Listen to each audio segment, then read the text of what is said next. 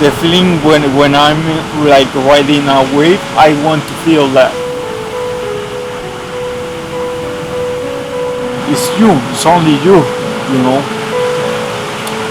You're in control of everything. You have to like swim to catch the wave and step up, stand up in the board and ride the wave. Surfing, this is something that I used to do like before my accident, and I just wanted to try it out again because it's been years, and this being in the water is something that I want to do. I was telling to myself like um I was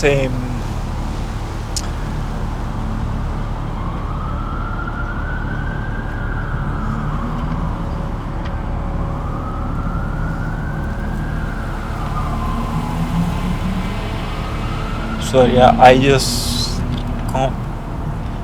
go completely blank. Um,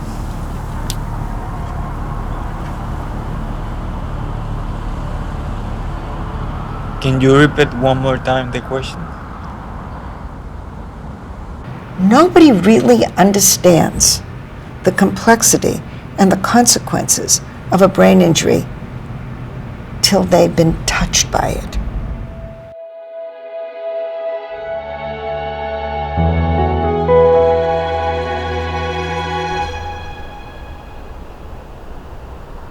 I had my traumatic brain injury accident on February 4th, 1995. I had the accident while skiing. I fell down the mountain, they say 900 feet.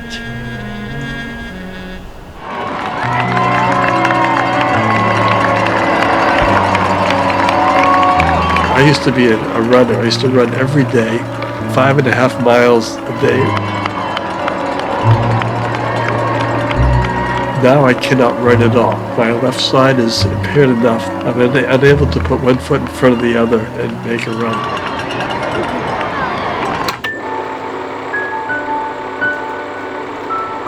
Before my TBI, I played several other sports. I was an all-around gymnast, so I did every event. Some of these are silver and gold medals here from different meets throughout my career. The silver one I'm actually the most proud of. It was my first medal, and it was for my floor routine. Floor was always my best event. I loved to tumble. This was definitely probably one of my biggest accomplishments. I did 2 seasons of track and field. I ran the 100 and 200 meter dashes in the spring and the 55 in the winter.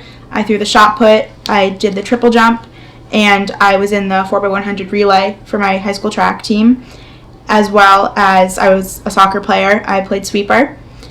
I also played hockey in high school. I played center, and I always skated my whole life. Cause of my TBI was a fall in a soccer game.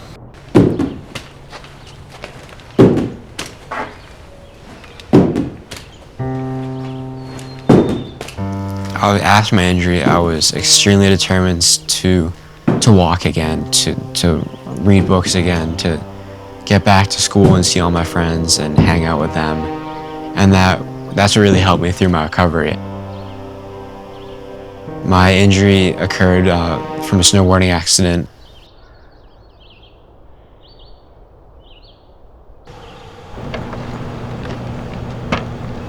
I was in a plane crash.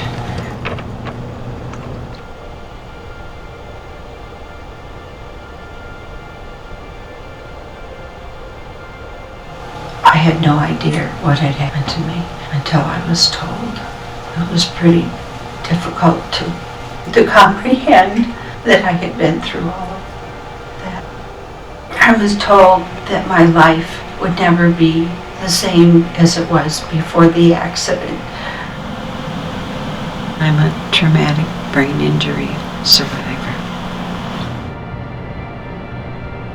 A traumatic brain injury is caused by a mechanical external force to the head that disrupts brain function and results in behavioral problems, thinking problems, problems with emotional control, and essentially interacting with the environment.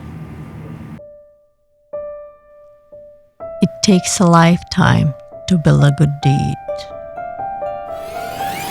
and only a millisecond to destroy it. My TBI was a car accident. The causes of traumatic brain injury vary by age. Individuals who are adolescent to in young adulthood, most common cause is motor vehicle accidents. And then in the older age group, say 65 and above, the most common cause of traumatic brain injury is falls.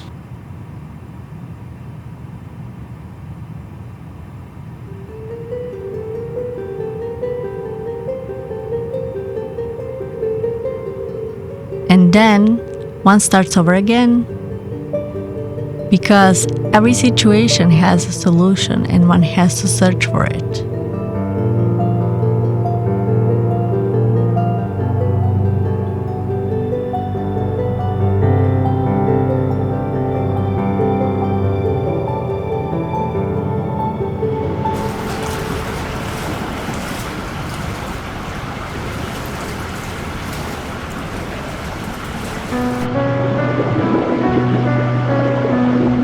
I used to swim. I used to be a surfer in Puerto Rico for fun. Because of my injury, I cannot go back to the ocean and surf. So I decided to relearn again how to swim.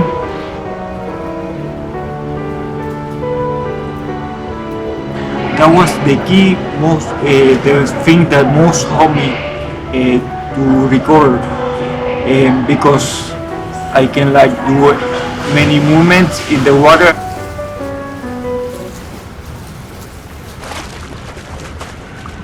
When I started, I used fins because I couldn't swim. I was depressed the first year after I wake up from my coma. I went depressed because I was seeing everybody that surround me, walking, going to places, enjoying life, and I was kind of a little hard on myself. The first year was very hard.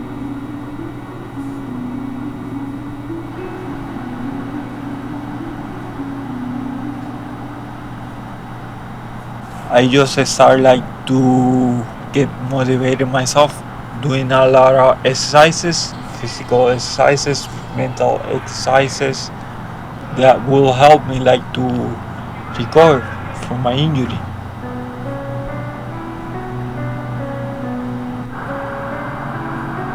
I wanted to look good, and I wanted to be stronger as I used to. And I started to work out, and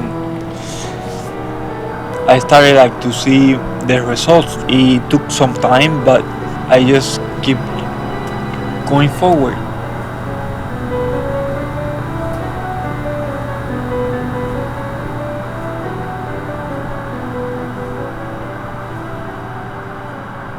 How long did the I have trouble talking. That's one of my problems associated with this brain injury. The consequences of traumatic brain injury are heavily influenced by factors that existed before the injury. So, in other words, what the person brings to the table, if you will. The injury circumstances themselves, as well as what happens after the injury. Your team is behind you. It was a very good situation because as a young man, I was roughly 33 years old at the time. and I was the president of a company.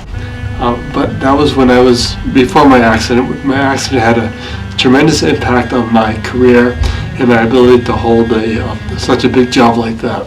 As many as 70% of people are unable to get back to work or the job they did after a traumatic brain injury. So this was my last soccer cleat of my athletic career, the last shoe I ever wore playing a sport.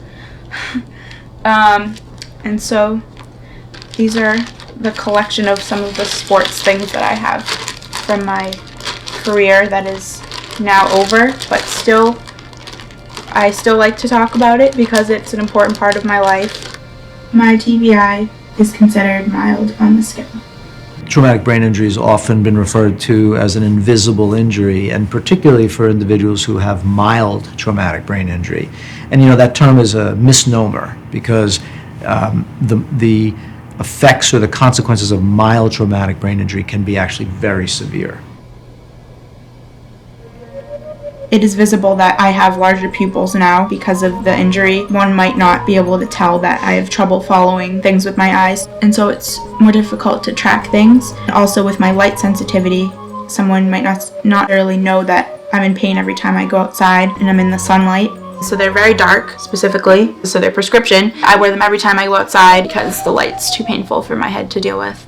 I also used to have noise sensitivity, and that can't be seen, so even when I would go into a school, if I would hear lockers or a bell, then that would be really difficult to deal with, and my headaches would get worse.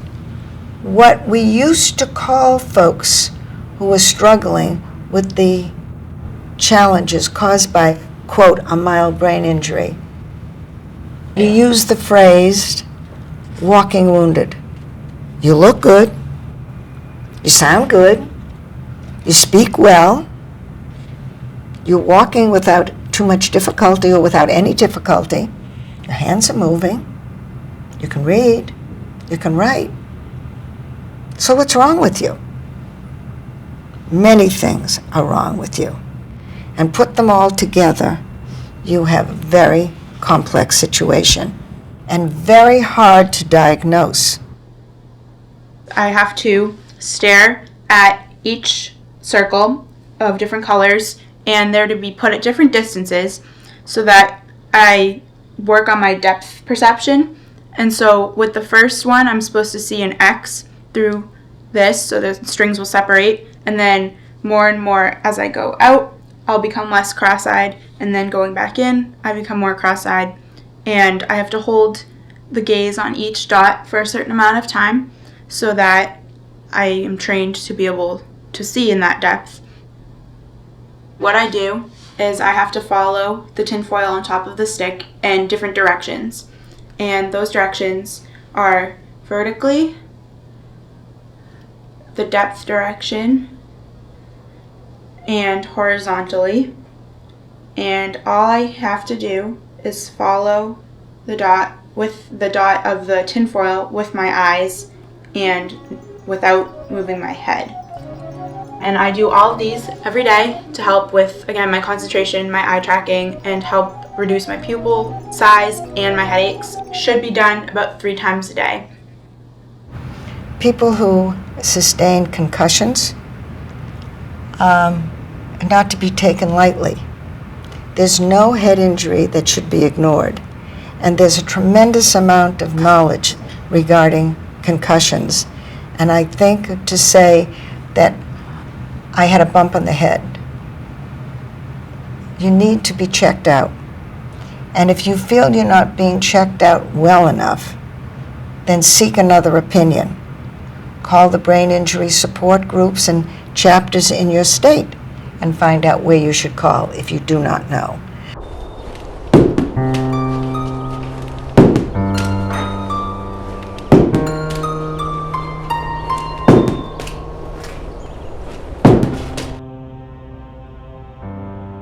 After I had gotten out of ICU and out of rehab, I was determined just to do well in school, to make up the 2 months of schoolwork I had missed, to graduate with all my friends from 8th grade. Or going into high school, my parents and both my parents and I didn't really know how it would do in terms of schoolwork.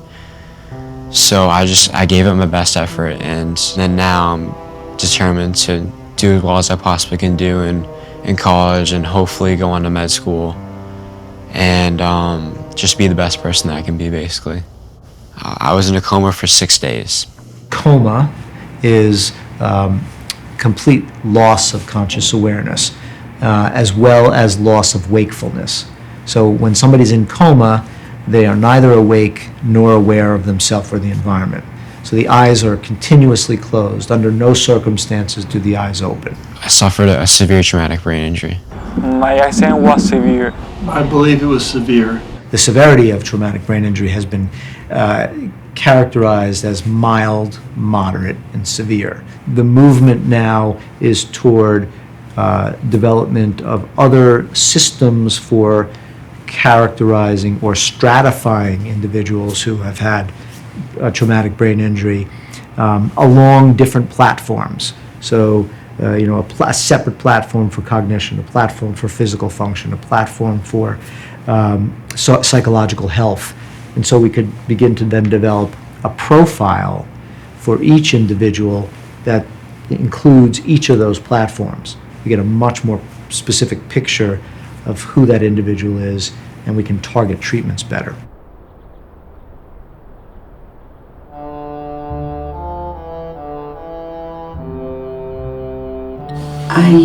I get lonesome a lot because I live alone. I use the cane because it keeps me from falling and keeps me a little steadier than if I went somewhere without it. It's colorful because I originally was a rehab cane, and I just wanted to sparkle it up a little bit, so I bought some duct tape, and that's all it is. I just wrapped the duct tape all around it, and I actually get compliments about my one-of-a-kind cane. I've never seen another one like it, and it's because I have no balance. I have fallen, and I have fallen in my house. Traumatic brain injury causes a wide range of problems, including difficulties with thinking ability. So attention, concentration, memory, problem solving, judgment, perceptual abilities. These are all the sorts of things that one needs to negotiate their day. In addition to the cognitive problems, physical problems. So they may be changes in sensory function, changes in motor function, weakness or coordination, changes in emotional function. So people who were not particularly emotionally expressive can become very emotionally expressive. Or you may have the opposite. Somebody who had a lot of affect or emotion becomes very flat and non-expressive from an emotional standpoint. Behavior can often change. So also described as changes in personality. So tendencies that people have may change sometimes dramatically. We talked about the fact that sometimes we wish it were broken bones and things that how they're going to heal and how long it's going to take. Most of the regulations in the insurance industry can calculate how long it would take to heal a broken bone, to repair a gallbladder, to remove an ulcer. There's no calculation for how long it takes to recover from a traumatic brain injury. When it's the brain, you can't tell. You don't know what's going on in there, and the brain recovers in its own time with a lot of help. I don't think people truly know what somebody goes through when they have a TBI. People still just think, well, I feel okay, so why do I have to wait 3 weeks before I go back out onto the field after my concussion? A concussion can be very, very serious, and you have to let your brain heal, and a lot of people just don't adhere to that right now.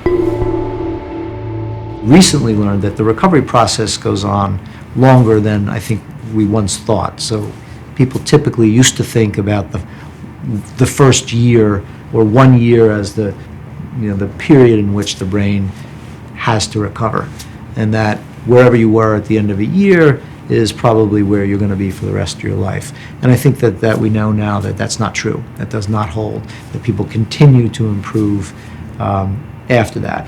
Is really critical to prepare yourself for continually recovering and healing. And it's a long process. And never give up. You're on a good road of recovery. And what you look like in the first year, you won't look like in the second, third, or fourth. You will continue to recover. The brain's an amazing organ. There's a very old and trite saying about traumatic brain injury, that each injury is like a snowflake, and there are no two snowflakes alike. What it boils down to is every traumatic brain injury is different because every person's different. The truth is that every individual brain injury is different, and so again, it differs in terms of the mechanism of injury. What happened to that individual's brain? There's virtually impossible to injure two brains the same way. And then if we layer on to that, all of the differences in the premorbid or the pre-injury personality factors that person brought to the table, their social supports, and all of those things are all going to go into how that person experiences the brain injury. And it's going to be very variable one to the next. So we really need to begin to account for all of these different dimensions of function that human beings experience before we can ask questions about whether a particular treatment is effective for a certain type of person with brain injury. I know before my injury, I had never heard somebody use the words traumatic brain injury. I think there aren't enough people who are aware of this injury. The general population suffers TBIs so much every day, and they can happen doing absolutely anything, not just sports, like in my case. To spread awareness, I personally have created an online presence. I go by the name Concussion Mom, and like Madeline, I've counseled so many other moms from all over the world, refer them to doctors and therapies, and just help them kind of get through it. Part of the problem, though, is acceptance, and people don't necessarily want to hear it, and sometimes when it happens to their child, they can't accept the fact that their lives may have to change. We need another generation of advocates to come forth, and maybe some of you will become such advocates. This is not an easy journey. It's a long journey. It's a difficult journey. And it's very difficult not only for the individual, but for the family. Learn from the folks that have been there. And family members are a great source of learning, particularly when they've gone through what you're going through. Well, this was a serious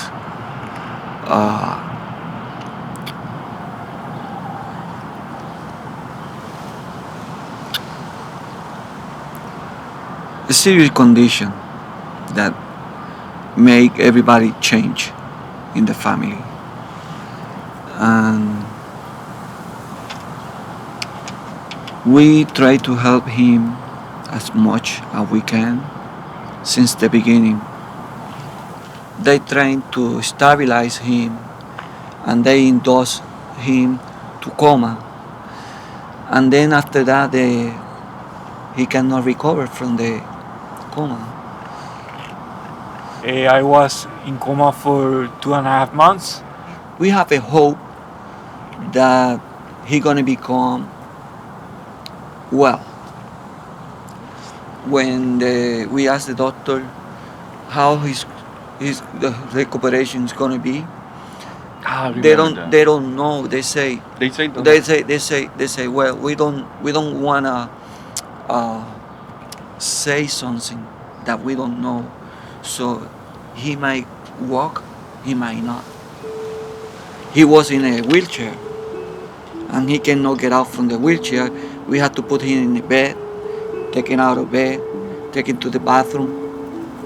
So when we could take it home, it was like a baby.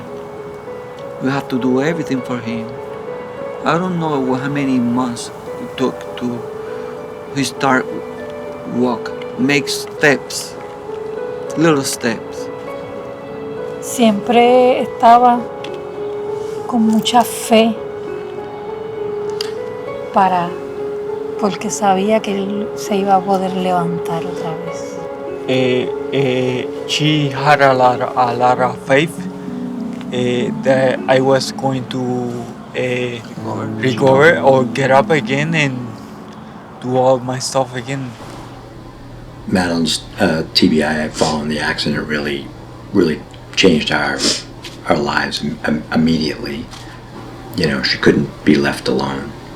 If we left the house, we could only go to one place for a short period of time. So if I had to go to, let's say, the drugstore and then pick something up at the grocery store, I would have to bring her home in between, even though they were in the same location, because the fatigue that she had from the injury was so great that she couldn't walk through the two stores. And there were some schools that she couldn't apply to because the visual stimulation of certain parts of the school that she would have to go to a lot were too disturbing to her head. What happens when you have a brain injury that people can't see is incredible. Nobody would believe what goes on and how your life changes just from that one hit to the head. The information, yes, we had to search for it. She slept for hours and hours a day, so while she was asleep, I was next to her doing research. And that's really how we got most of our information. And then if I found people online that I thought could provide me with some information or some help, I just called them or emailed them, and I've just met hundreds of people that way, and I've learned so much about it just by doing that. Her recovery over a period of years has almost been, we'd made a lot of progress, and then all of a sudden we'd hit a plateau, and then we'd find some other solution that'd get us beyond that plateau. We'd be with that care provider for a little bit, and whatever was exacerbated or aggravated at that time tend to quiet down, and then something else would kind of pop up, and we'd find somebody else to deal with that, whether it be an herbalist, a chiropractic, a balance specialist, Reiki, I mean, a whole spectrum of alternative medicine we probably have explored to now functional neurology, right? And that was really the first therapy that started to help her with her sensitivity to sound. So you never know what will work for you until you try it, and what works for someone might not work for someone else. So it's a lot of experimenting with the different kinds of therapies that are out there. Humor tending to lighten things up always helped. You know, we've got somebody who graduated high school and just finished her freshman year of college, and you know, is just willing to do whatever it takes to do her best and be her best. Sean was brought down the mountain, and it was Ski Patrol who didn't think that Sean would survive. The neurosurgeon had said that there would be some type of impairment. To what extent she couldn't tell us. We didn't know. It's a journal that we started the first day that Sean was transferred to Dartmouth Hitchcock, Sunday, February 28th. Sean continues to amaze all of us. He told Michelle today that he wanted to try regular push-ups. This is so big. I'll get upset. Don't want me to read it. No, be all right. This is so big on so many levels. Sean is initiating a goal, just another way that his brain is getting better. Sean was able to do 14 push-ups. Sorry. It says, Sean is so proud of his progress. He told me that his favorite saying is, never, never, never, never give up. And that's Winston Churchill. Mm-hmm. And do you remember I used to say to you, arm, because your left arm wouldn't swing? Yeah. and you didn't like when I would remind you and say, Sean, move your arm. So instead I would just say arm when Sean would be walking to remind him to move his arm. What creates the most successful recovery are three things: the family, the level and location of expertise, how far you are from that expertise, and how you are insured. So it's family, expertise, and resources. The support of loved ones for people recovering from a TBI is Immeasurable. immeasurable. There's a lot of levels of support you need. Obviously, you need your friends and family, but you also need your rehab facility. You need other people, a network of people that have gone through it before to be able to help you and talk you through it. We had it to a certain extent, but I think we had to seek it out, and it would be nice to have something a little bit more formal, and that's why we're always happy to talk to people that are going through what we went through. Support from loved ones is definitely crucial. It was just really nice to see how many people loved me and cared about me, and that really helped me get through my recovery and recover as fully and as completely as I possibly could. I have dealt with the physical and mental challenges after my TBI through the help of the two people sitting next to me. They have been extremely supportive. They've always been willing to take me to different doctors, different therapies, and they're always giving me advice on how to stay positive. Everybody did something. I believe in you. And everybody here believes in you. You can do it. A lot of patience. They had a lot of patience. Dificultad, pero con mucho amor lo hacía. Difficult, but with a lot of love she made it. She helped me. It was difficult at first, but she made it with a lot of love. And I think that just the knowledge that that you're not on your own, despite how significant the problems are, goes a long way to protecting people from just falling into that sort of abyss of hopelessness that can sometimes occur. The presence, the simple physical presence of other people around, is protective from depression and hopelessness and frustration, and it is very, very important to try to ensure is available after the injury. It takes determination to look for a solution.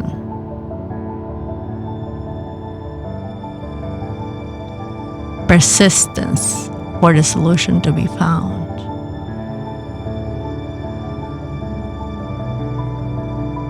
And patience until a solution is found.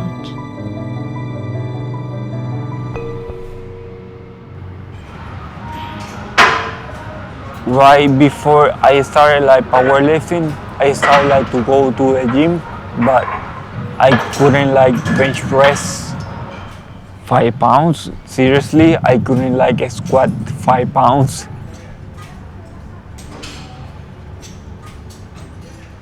I started that body weight. It took me a lot of months. Then I started to control my own weight. I need a challenge, and so I started to increase my weight, and that's how I started to lift heavy, doing heavy squats. I started powerlifting because I used to do my own kind of physical therapy because of my recovery. I'm always, since a little kid, been involved in sports. I noticed that doing powerlifting and any other sport, it has helped me to recover much faster from my injuries. My doctors sometimes are amazed about my medical record because my recovery is amazing. They say that me doing sports like disciplines, different disciplines, has helped me like to recover much faster. So that's why I do it, and I like it.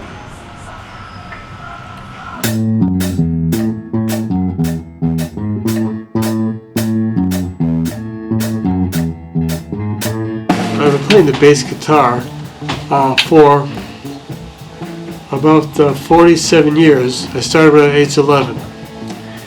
My playing definitely changed after the TBI because I started with bass guitar.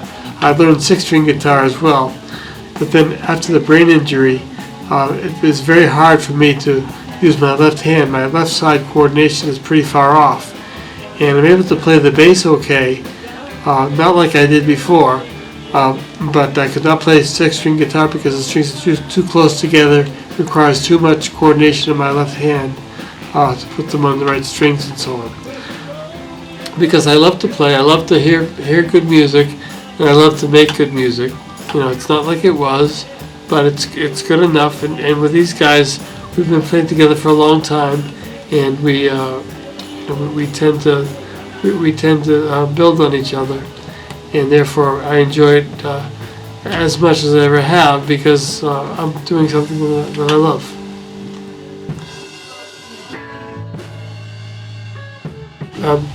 What I would recommend to other TBI survivors is do what you love in any way you can. You got joy from that before, that's why you love it, and you need to continue it because it can bring you a lot more self-esteem and a lot more self-confidence in approaching other new things as well. You always have something to fall back on.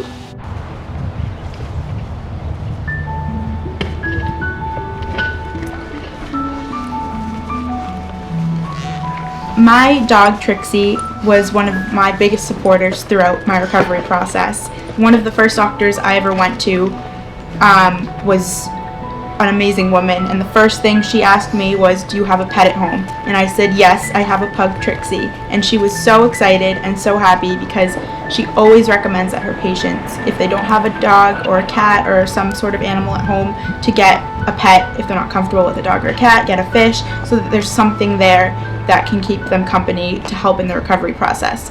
Because a lot of TBI survivors, they don't leave their house, they can't really interact with other people if they can't remember conversations. So if they have a pet at home, it's really helpful to talk to them, to have their companionship. And so with my dog, because I was bedridden for 3-4 months and out of school, out of contact with my friends, and no social life at all, I had my dog with me, sitting with me in my bed while I would listen to the TV, and she would just keep me company. She would always sit, and even now, if I'm not feeling well, if I am having an off day with my head, more so than normal, she can sense it, and she'll come and sit with me, and it's really cute.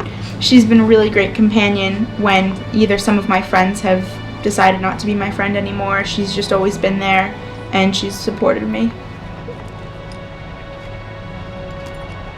My TBI has changed me as a person in many ways.